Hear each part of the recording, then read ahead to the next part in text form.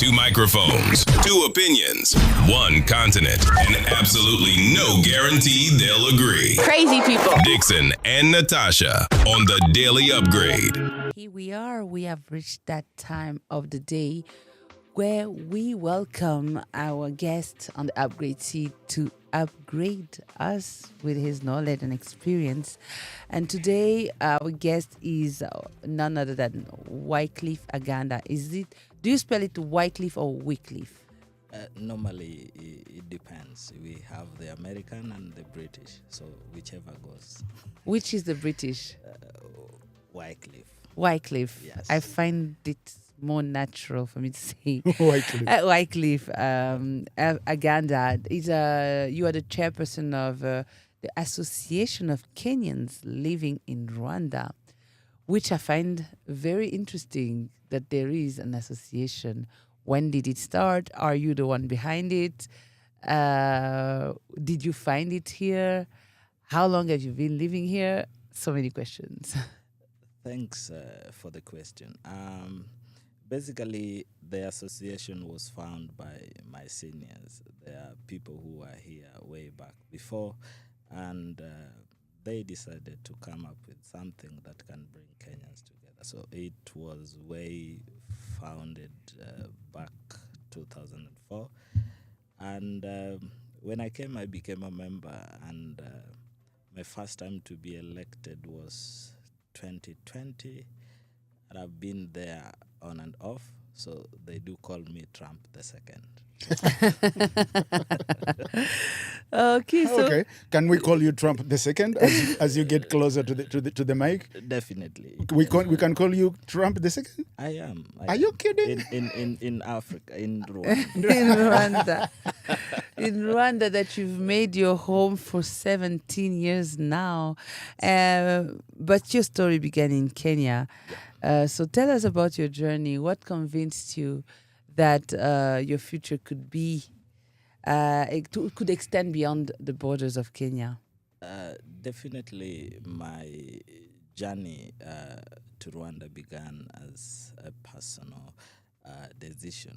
And actually, when I came here, I found the country a bit interesting. And what struck me first was the order, the calmness, the cleanliness. And you could actually feel that Rwanda has a purpose, and the ambition, or maybe the order, what I can say is that in the air, you could really see that there's something. Could you feel the energy? The energy, that is. Beautiful. The building energy, Yes. yeah. And basically, I opted to stay.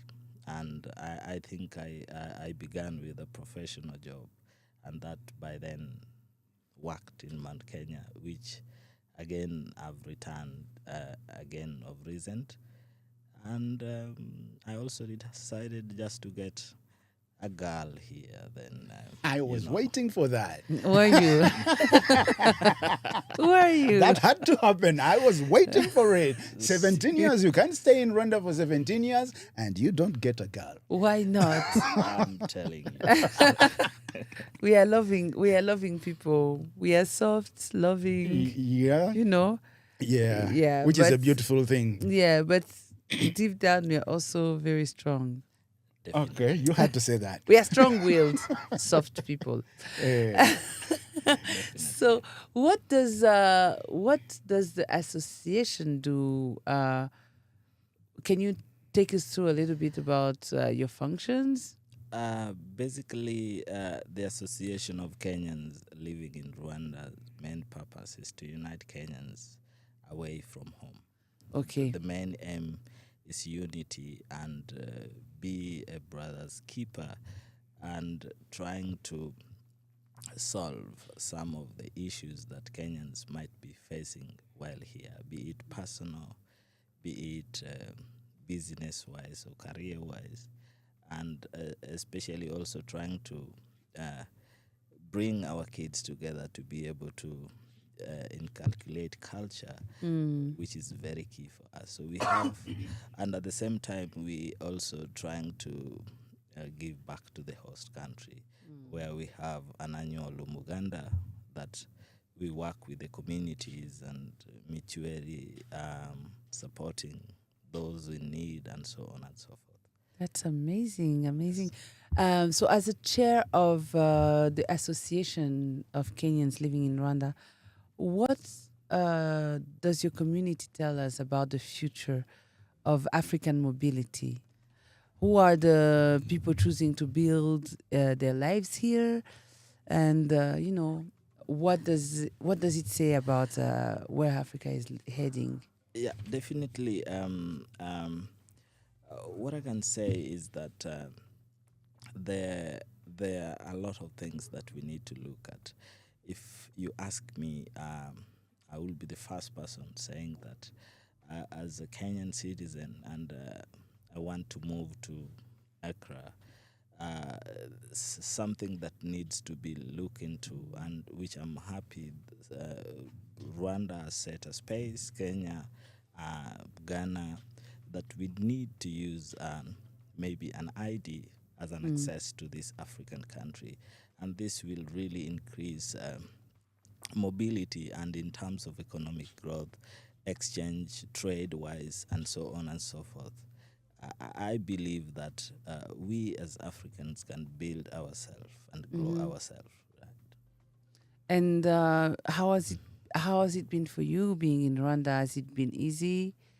Rwanda has been home for most of us Kenyans, and what I do say is that the two countries really share a cordial relations, and when I'm here, I feel home, and the opportunity that His Excellency has given Kenyans here is something that we cannot really take for granted. Kenyans feel home, and they really envision to work so that they meet the expectations of why they are here and what the purpose of. Okay, so why are they here? And I'm saying it in the most curious ways. You are the president, the chairperson of the association, so you know what kind of Kenyans are around. So, are they entrepreneurs, professionals, students, family? What kind of people do you have in your community? Thanks for the questions. Kenyans, we have diverse people. In Kenyans, Rwanda. yeah. We have professionals. We have top CEOs, general managers around in the banking sectors, the hotel, hospitality industries, in higher learning institutions. We also have entrepreneurs that have set up their businesses here and running multi-million companies. We also have students, of course. Rwanda has become a cosmopolitan and hosting many countries, Kenya being one of them. So we have students, Carnegie Mellon, Mount Kenya, ALU, AIMS, UOK, name them. Yeah. Yeah. Okay. So there is a lot of value that Kenyans are bringing to the country, and we love seeing that. We're often told that Africa has the youngest population in the world. And perhaps the bigger question is whether Africa is becoming a place where talent can move freely. Judging by what you're telling me, what would you say about that? I think Africa has the greatest potential globally, and most of us as Africans are energetically tapping into talents where they can. And you can see we have moved from Kenya to Kigali at least to get what we can do. The same, maybe there's a Rwandan in maybe Ghana doing something absolutely perfect. And I think it's something that when you look at the African Union is also championing for that, because talent is very key. And I think when invested much in, we can be entrepreneurs of our own. I think so. Yes, yes. So talent should move freely within the country Everywhere. because With- you have some Kenyans here doing things that we need. You have some Rwandans somewhere Doing in Africa things. doing things that those countries need. So totally in favor of talent moving. So are you familiar with the African mindset reset? Yes. It's the flagship African-led convening on. It's a convention on leadership mindset and results culture that we are required to own and take charge of our sovereignty, our sovereign development aspirations. So the African mindset reset argues that Africa's biggest challenge is no longer the lack of potential, but how we organize ourselves to unlock it.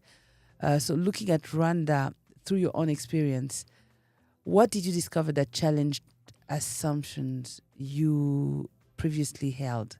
Whether on governance, public service, etc. No, I think not really, because one thing I love with Rwanda is that for Africans that are coming to Rwanda has to understand the culture. And Rwandans are very good people. Once they have trust in you, I think all shall. And getting back to your question, I think in all government or countries, there are always challenges. And these challenges are kept being built and bridged as countries grow. I've been here seeing Rwanda grows, and that is something I really take seriously. And I always even champion for African countries to come and benchmark here, because things are in order, as I said before. And most challenges are that most Africans countries are facing when they come here is mostly trying, because some of them are used to shortcut, and in Rwanda that is not there. So I think they find it a big challenge because they think things move very fast the way they think, which in terms of processes, but here they have to follow order. The process. So that's the challenge. That's the assumption that was challenged. You thought you could take shortcuts and you would take shortcuts. But you did not take the shortcuts. Myself, no. And most people are disappointed that they cannot take shortcuts. But I feel like things are moving fast either way, in just orderly manner. Yeah. Some people are not used to things moving like that. Yes. Yeah. Without shortcuts. Well, without shortcuts, when you go to I don't want to mention places because I was going to mention, but if you go to I wish that kind of mind. I wish that kind of mindset that is here, and why people face the challenge when they come here. And I think when they go back to their places, they have a mindset that they got from here, and they say, why doesn't it happen in our places? Why doesn't it go like that? You get what you want through protocols, through the right systems, and things are done normally. Yes. Yeah. I think vice versa. When you're used to this as well, you are very slow elsewhere. Because Definitely. you don't understand that people want you to take shortcut. Like whether you want it or not, they want you to take the shortcut. And so you're like, but it's my right. I should have a passport. But I should have this. They look at you, they're like, oh, really? Okay. Let's see how long you can wait. Let's see how long you can wait until you realize. But this is very interesting, right? Also, in the way we move, we are, we have less borders restrictions within at least East Africa. And but still, as we move, there is a sense of belonging, that you have at home or not. And this is one thing that I was interested in knowing. Yes. You've been here for 17 years. That's a lot. That's teenagers have grown. They are almost finishing high school. I'm telling you. That is what is happening. And I wonder at which point someone stops feeling like a foreigner, and begins to feel like an African living in just another African country. Do you have something that created a sense of belonging for you? Yeah, I think one of the most important thing is learning the people within that specific country. For instance, me integrating in the society or community is something that I took serious, because I first tried to learn my little Rwanda, so that I can communicate, integrate deeply. And there we are. I got one of your sisters. I was going to say that you learned Kinyarwanda enough to vibe the sister. Yeah. Or maybe he learned Kinyarwanda because he vibed the sister. That's also a possibility. The sister became the teacher. Yes. The fastest way to learn. So, and I think so, because one of the things that people fail to understand is the culture. For instance, I know Rwandans are reserved people, but once they love you, they give it all. Mm-hmm. And one of the first things that I think, as an example of me living here for quite some time, is culture. And once you know the people, I think you will fully be part of them, and you will feel home. So processes, what is required, will come by knowing them. And I finally became one of the best lover of Isombe. So This is something that I will never understand, by the way. Why people love Isombe? Why? Well, no. Why some people just don't vibe with Sombe? Listen, I grew up with that. I grew up with Sombe. It's something that you eat. Like here, we eat beans. So many people eat beans every day. yes. I grew up eating Sombe every day. You see, when I spend too long without eating Sombe, or when I see Rwandans cooking Sombe, that is sacrilege. Okay. That is, I look at it and I'm like, why are you doing it this way? Okay. And then I have people from Uganda or Kenya not understanding the concept of Sombe. And I look at them sideways. Like, how can you not? Sombe is like sukuma wiki. Yes. It's like, imagine someone coming to Kenya and telling you that they are not understanding. Feeling skuma wiki. They're not feeling skuma wiki. How? Not possible. So now you understand Sombe. Yes. You are really belonging. That is really a sign that you are in the country. Definitely. And I don't know the banana. The jitochi. No, The small kamara masenge. No, the drink. The pombe. How do we call it? Rugwagwa. Rugwagwa. Oh, you are Rugwagwa lover. I tested it some time back. On that is when on my way to Gisenyi, some few years on the way. back, Okay. yes, it used to be somewhere in Musanze somewhere. There, All right. That That's Rugwagwa, beautiful. you would be surprised that in countryside they give it to children. Oh. It's so normal. It's so normalized that when they're drinking, even a 5-year-old can have a cup and drink some of that Rugwagwa. Grow up tasting Urgwagwa. Yeah, they test. Now, there's this question that I wanted to ask about the mindset reset. Yes. Are Africans thinking enough as one continent, or are we still mainly thinking as separate nations, in your view? I think there are nations that are really thinking on the same directions, but there are still countries that are still decolonized because they still want to praise the Western powers. Okay. And I think for African to grow, the African countries to be united, we need to champion for our own people, our own resources, and come together to see what actually we can. And I always take His Excellency Paul Kagame on his stand support on how African countries can really come together, stand for themselves, speak for themselves without any mediocre whatsoever. So to the countries that still think that they have to be under the Western powers, I think they are the ones failing us as African countries. Yeah. Yeah. We could say that. So we are still talking about the forum, the African Mindset Reset. It speaks about moving from solidarity to systems and from identity to capability. Identity is a big problem because we want to identify so much. You don't know what you're losing by wanting to identify so much with this tribe. With this tribe. I'm this tribe, I'm this, and that's how I see it, moving from identity to capability. So where do you think Africa is succeeding in turning regional integration into practical opportunities? And where do you think we are falling short?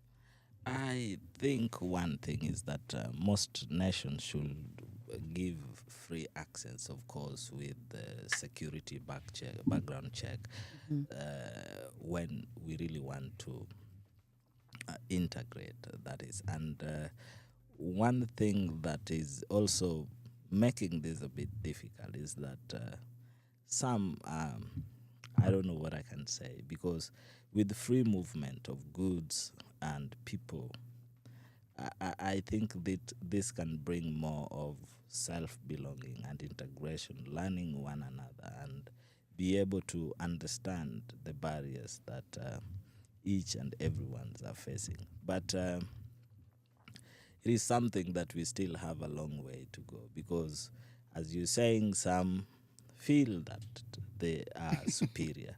And if you see an African nation or country saying that African people need not to be in their countries, is something that is still perturbed. And that brings the sort of the identity that you are talking about. Dixon and Natasha on the Daily Upgrade. And the question we're asking today is, what kind of mindset reset do we need for Africa to become one big connected continent? And on the upgrade seat today, I am with Wycliffe Aganda, the chairperson of the Association of Kenyans in Rwanda. What a beautiful thing, Yep. to have a home away from home, and that home is also a home. It's like you're benefiting twice. You have a home in Rwanda, and also you have a home in the Kenyans that are in Rwanda. And that's actually That means he has a home in Africa. Yeah, yes, that's what it means. It's, Yes. It means, I guess, also that you get to become more than just a Kenyan. You become a true East African. And soon African. And soon to be African, truly. Which brings me, since we were talking about the forum, Africa, the Mindset Reset, and one of the central ideas of the forum is that Africa must stop waiting for external validation. I believe that of even people. What applies to an individual also applies to a country and also applies to a continent. Stop seeking for external validation. And so one of the central ideas is that, and you were touching a little bit on that before we left to listen to some music. And we need to begin solving African challenges with African solutions. So have you seen this mindset becoming more visible among entrepreneurs or professionals across the region when it comes to maybe, investment, partnership, innovation, etc., confidence even, let's say? Yes, and I want to take Rwanda being one of the clearest example of it. 10 years ago, an ambitious Kenyan graduate dreamed of London, Dubai, or maybe yes. But today, many of them are dreaming of Kigali. And I think this is something that is coming to reality. I see young Kenyans actually downing, or maybe saying rejecting, or maybe I can say turning down European offers to build fintechs back home. And at the same time, the shift, if you look at that, is real, and but it's still having a lot of challenges. We call it still uneven. And this is something that I think with the leadership of our countries, it's becoming a reality. It is. And you know, in Rwanda, we have a very big migration of people from the diasporas living in Western countries that have been moving back to the country for the past years. You know, it's the migration has been in the opposite direction. Yes. Is there something like that happening in Kenya, or would you, or do you think Kenya is also ready for that? Definitely, yes. I think, and it's something that it's being looked into, and maybe the policy. What makes it more visible and doable is when the policies are revised, especially for those countries that are still using the policies that were set during pre-colonial period. I think that could be a hindrance to that. And with me thinking of, back to your question again, the mindset, I think what we are looking at is that it's changing because of opportunities onto the continent, that are finally catching up with us, or ambition of the people. That is what I can give as a parting shot on that. Yes, I think, yes.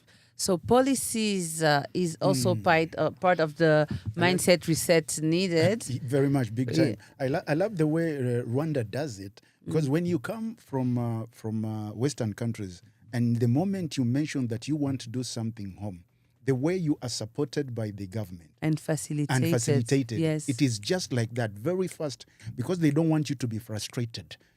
They make sure that you are actually taken care of. And I feel like we're not talking enough about that. There's not. I mean, there is a talk about that, but I think it should be part of the conversation, right?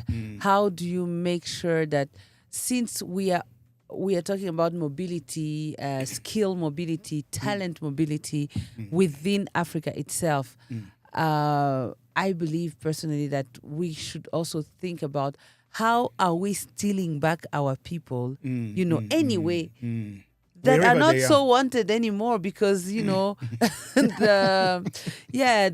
extreme right wing is trying to eject every foreigner from Europe, America, and so and so.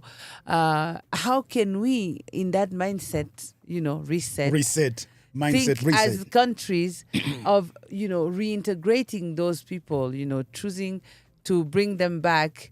I dream of a day, maybe one day, those countries will be emptied of Africans all of a sudden. I don't want it to happen progressively. Okay. My punishment to them is that it should happen overnight. Because if it happens progressively, they won't feel the impact of what they will be missing, what we are bringing to the table, so many people like to say.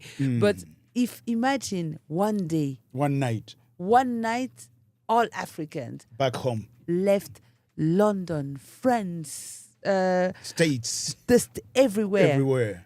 And then all of a sudden there was no more of them out there. Yeah. And then they could feel what they're missing, and then we could use those skills and use that social capital, because we need the people. So we always talk about Pan-Africanism, but I'm coming back a lot to the forum because, I like that mindset reset idea.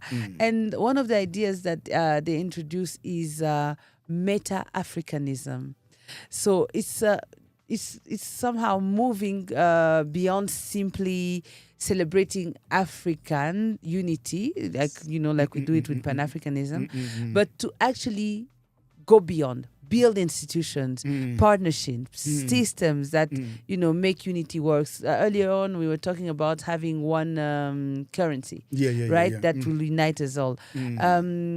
So, from your perspective, what mindset shift do ordinary Africans still need to make? Beyond that structural change that we're trying to have. I think one, as I said before, is cultural adjustment. That's very key. They need to adjust. You have to.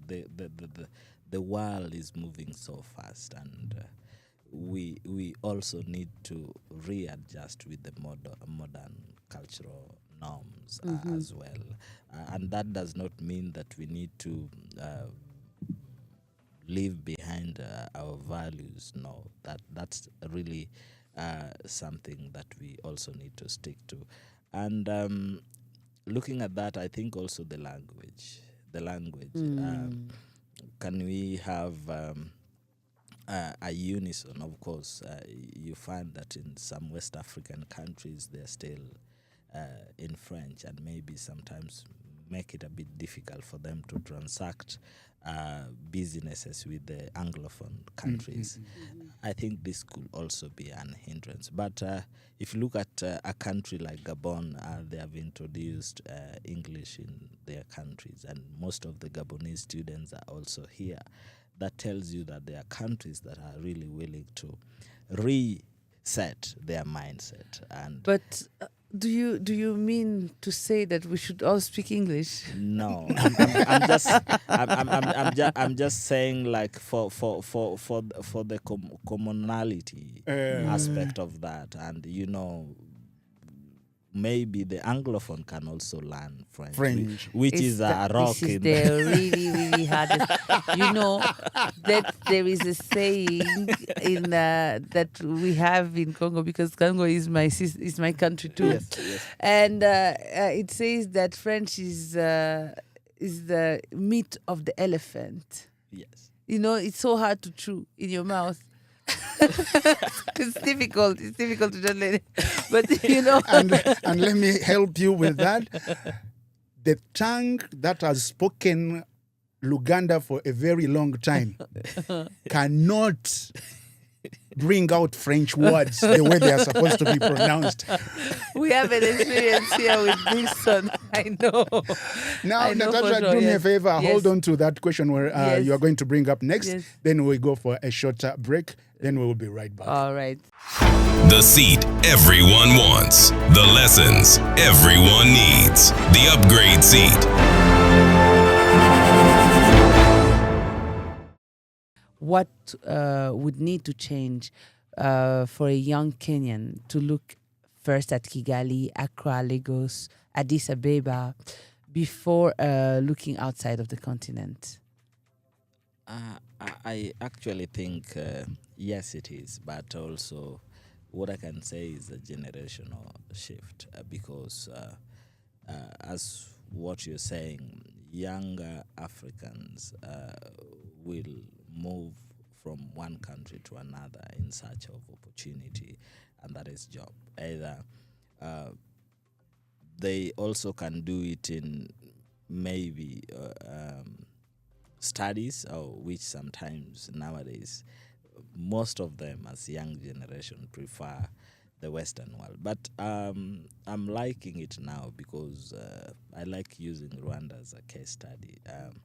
Most of the African countries that I can mention, maybe a few, are now seeing the reality of studying in Africa, but African countries. And I think this is like a precedence, unlike to the previous days where we could only see a person going outside their countries, for instance, US, Europe, in search of this education. But what I can say again is that the EAC, the Pan-African movement is also championing for the African we want. So what I think we need to do is much more building the African we want and making it a reality. And that reality can only begin by a conversation that you and my good friend here have started. Yes. Something must die for something to rise sometimes. It's true. Competition must die for collaboration to rise. So, in order for Africa to be one connected continent, obviously, I'm asking you this question. I'm asking ourselves. I'm asking the listeners, because it's not an easy one to answer. What do you think must die, and what do you think must rise? What old habits must disappear? What new things must emerge? What roles do the citizen play, and also the government and also the business? What must rise in order for this Africa we want to be a reality? I think it's just coming up with a scale or a plan. And when that happens, and also maybe trying to follow the rules, and with this, and maybe joining the community and give it time to materialize. And with that, I think it will not be enough, because, as I said, conversation need to be more. So that people get to really understand what is expected of ourselves as Africans. Yeah, look at the solutions, look at the problems, understand the solutions. What can I gain dies? What can we build rises? Yes, and no, because we were talking about clinging on identities. Sometimes that might not help you think long term, right? Yeah. We So earlier on. that has to die. Yes, but earlier on we were talking about all of the challenges, and there are a lot more challenges than just the mindset, right? I think, yes, the mindset is the main thing. We need to reset that mindset. But when we're talking about Meta-African, we were talking about building the systems, building the infrastructure, building something concrete that will help us collaborate, right? We are talking visa, there's a lot of countries now. For example, in Rwanda, as long as you're African, you're visa free. Okay. We talked earlier about how much more expensive it is to go to West Africa than it is to go to Europe when you're coming from East Africa. We're talking about cross-border businesses. One thing that I love about being in my bank, I'm not going to mention it because they're not paying me, but it's a bank that is in Kenya and Uganda, and, it's an East African bank. Okay. Which means that with my ATM, I can withdraw money wherever I am in East Africa. And that makes a big difference already for me. And I think that this is something that I love. Wherever you are, you just use your card. In East Africa. In East Africa. Yeah, I can make transactions easily when I'm in East Africa. That is a borderless bank. The bank is already doing that. So a lot of businesses are doing that. When money is involved, I think that entrepreneurs make it easy. They are less clinging on the identity because their identity is the money. So I would like us to imagine, I would like you to imagine we meet again in 2040. What would convince you that Africa has truly become one connected continent rather than, simply a collection of neighboring countries? Is it the visa-free movement? Let's tap into everything that would. I think one is visa-free movement, and I think most countries are really working to ensure that this actually becomes a reality. Recently, we had Ghana has made it. We've also seen Rwanda here is doing, and the other day Kenya also did it to all African countries. And this is presidents that we really want to see some of the African countries that have not done this to make it happen, because I find it a bit confusing if I'm from Rwanda and I'm traveling to Nigeria. I need to pay visa upon arrival. That is not the African we want. We need an Africa. Africa to be won by first getting that accessibility. And then one thing that I imagine the former president of Libya, Muammar Gaddafi, championed for is one currency, which I don't see it working. If you see in Europe, it's happening. Schengen. For you to go there, there's one commonality visa that is set, Schengen visa. I want to go to Norway, I have it. I want to go to Austria, it's there. I want to go to Spain, it's there. What are we doing as Africans? And I think when those barriers are discussed, which to me, I see it as something that will come a long way because of still lack of understanding. There are countries that still feel like if people get to their country, maybe security threat or maybe a lot of political assumptions that are still not really making countries to develop. And with free movement, that it brings a lot of foreign exchange, the currencies, a lot of transactions are happening. And we can see it. Rwanda has made it open to everyone. And the reality is that the country that we see today compared to maybe just 5 years back, there's a total transformation, a big one. And most of them, funny enough, they come to benchmark here. And what works is the policy. So if they bring like-minded people like His Excellency Paul Kagame on table to help them champion for this, I think this is something that will be a reality. But as of now, we still have a long way. You still have a we very have a long way to go. We go. have a mindset to change, to reset. To reset. And what I like about also this forum, I'm coming back to it because I'm really quite excited about it and what it means and where it's taking us, right? In terms of thinking even. Just because that's where we need to start from. Yes, because it's so easy to have a victim mindset. Where you always thinking, oh, what happened to us? What has happened? What did they do? We were talking earlier. They did this, they did that. They did that. Yes, and yes. Now you know they did it, so what? Now the forum is asking, how can we move from asking what happened to Africa to asking what will Africa will choose to become? Because, no one is coming to save us. Nobody. So as someone living the reality of a cross-border Africa every day, what would you challenge every African listening this morning to start doing differently? I think it's just from the topic, let us reset. The mindset. That is the first thing. And let us keep dialoguing.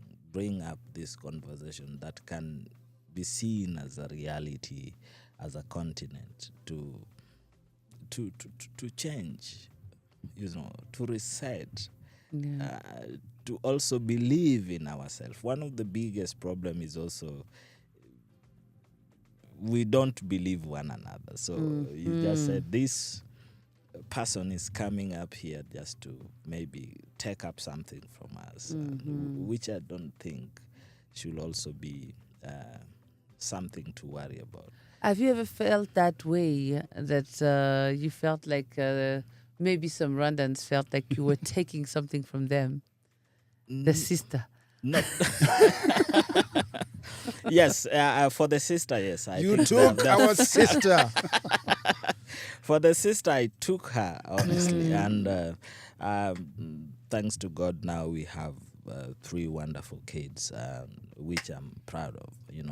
I'm having the third acting, the underlying word, acting, last one, acting. Acting Yes, last born. because we don't know. Because we don't know. You never know. What? Anything can I happen. have like one last before we can let you go. Are we gonna let them go? I have the fire question. Yes. Oh, but yes. Before, at least I let you go Yeah, and yeah, yeah. hand you over to my colleague. Uh-huh. I was wondering, you learned to speak Kinyarwanda. What's your favorite word in Kinyarwanda? Ndagukunda. Of course. Ndagukunda means I love you. That's what he learned first when he was vibing the sister. Did you tell her how do you say I love you in Kinyarwanda? Yes. Yeah, And that's how the story started. it began there. Natasha, that was a beautiful one. Anyway, so like she said before we let you go, I have these questions because my mind goes so slow, so I need to ask these fast and fire questions. But these ones are going to be a bit long, but I need very short answers. You good? You ready? Yes, I'm ready. All right. Yes. Let me hope you support Man U or Arsenal, one of the two. Yes, I do. Which one do you support? Man U. Man U. Manchester United. The Red Devil. We are not friends. there we separate. Can you imagine somebody came at our home? Some people hate teams to the point that it is even in their blood. A thief came to our place. 2 jerseys of Arsenal's were on the hanger, and some shoe lenses and some socks. The nigger took the socks and the lenses. He left the jerseys. He probably even hated you for that. He was like, look at these people fanning Arsenal. Let me steal even more from them. He took the socks and the lenses and left the 2 jerseys. He showed us that this is how much I hate Arsenal. But anyway, here are my questions. Yes. If Africa was a family WhatsApp group, what is the one thing causing the most argument? I think it will be how to make it one continent. That will make an argument. Yes. If African countries were neighbors in one apartment building, who would be the neighbor always borrowing sugar but forgetting to return it? Is it Kenya? Is it Uganda? Is it? Forget to return it. Yeah. That's challenging. You can skip any question. I can skip that one. Just giving you a tip. Just giving you a tip. What is harder to remove? African borders or the habit of saying, this is not my problem? I think this is not my problem, because if we remove that syndrome, then we can have one border. Thank you very much. If Africa became one country tomorrow, what would be the first thing we would argue about? Is it the capital city? Is it the football team or the national anthem? Capital city. Not the Everyone will football want team. it. It's the capital. It's the capital city. Where will the capital be? All right. Which mindset should Africa delete like an old phone contact? I would say an ex. But don't mind me. That's you. Okay. Which mindset should Africa delete like an old phone contact? That one, let me say maybe one currency. One currency. Yes. All right. If Africa had a family meeting, who would arrive late? Is it the leaders, the citizens, or both? Some leaders don't keep time. Some leaders. What is Africa's biggest enemy? Is it lack of money, lack of unity, or too many meetings with no action? The two can work, but I think lack of unity. Lack of but unity. Again, we have many meetings that are not being materialized. If borders disappeared today, what would Africans rush for first? Business opportunities, travel, or visiting friends who owe them money? Business opportunities. Business opportunities. Yes. All right. What needs more upgrading? Africa's infrastructure or Africa's mindset? Mindset first. One Africa was a person. Would it be married, still dating, or still waiting for someone to propose? Married. Which African stereotype should we retire immediately?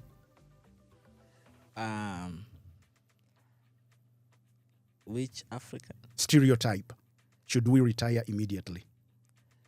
I think the mindset. The mindset. Yes. If every African country brought one gift to build a united Africa, what would your country bring?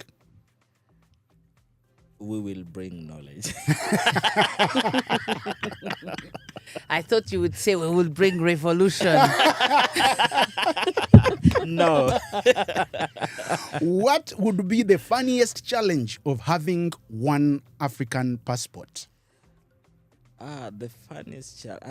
I think one will be the cultural diversification. That will be a problem. It will be a problem. Yes. All right. If African unity was a student in school, would you say it is passing, repeating, or still looking for a pen? Unity will be a person because that's what we are yearn for. All right. Now the last one. Finish this sentence. Africa will truly unite when we stop saying my country first and start saying Our country. beautiful. Thank you so very much, Wycliffe, Yes. for accepting our invitation. Yes. This was a very nice conversation, and I wish you all the best. And keep staying, keep bringing more Kenyans. We love them. We love you The sisters being are- in Rwanda. Their sisters are available. There are more sisters. Bring more brothers. Yes. You know, and then that way we will truly become one. Definitely. Imagine 15,000 Kenyans documented here. Here. That's the number of your That's- association. That's as so far the documented one. 15,000. Yes, and that include the short stay and the long stay.